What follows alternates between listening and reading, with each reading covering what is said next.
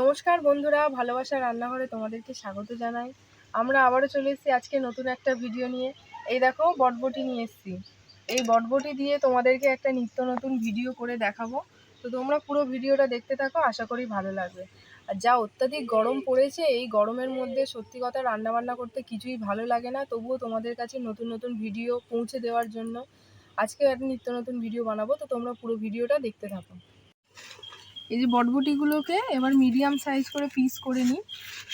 এক একটা বটবটি দুটো করে পিস করলেই যথেষ্ট।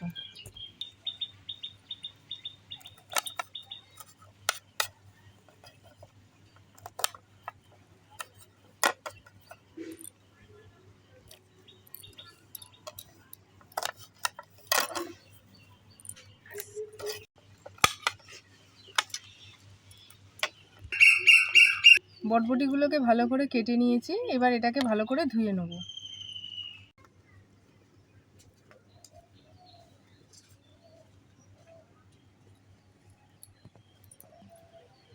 কড়াই গরম হয়ে গেছে, এবারে দিয়ে দেবো জল।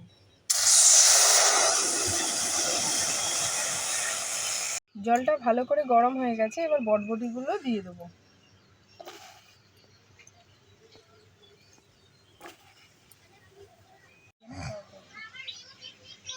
দিয়ে দেবো 1 চামচ নুন।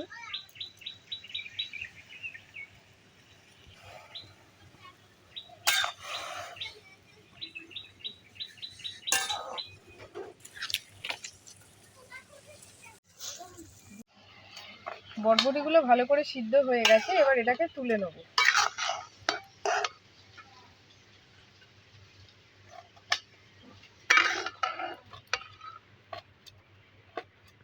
হয়ে গেছে, আমরা কড়াইয়ে তেল দিয়ে দেবো। তেলটা গরম হয়ে গেছে, দিয়ে দেবো 3টে শুকনো লঙ্কা।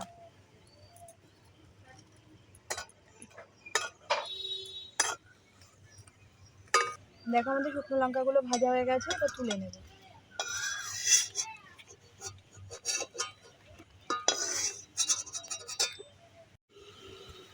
রসুনের কোয়াগুলো আমরা একটু হালকা করে ভেজে নেব।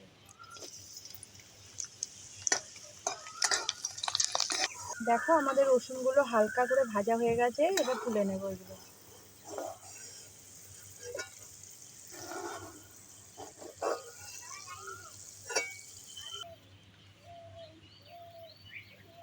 দেখো বন্ধুরা, আমরা সিদ্ধ করা বরবটিগুলো একটা মিক্সিং জারের মধ্যে দেব।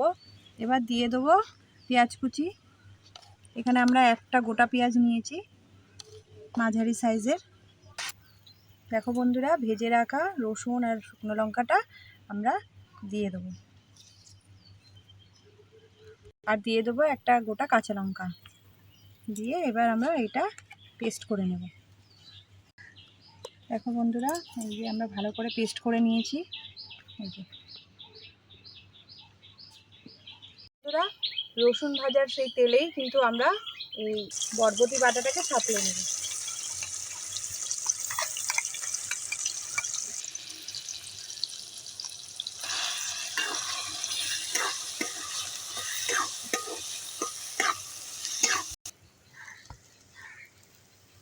এবার দেখো এই বাটাটার মধ্যে দিয়ে দেবো 1 চামচ নুন।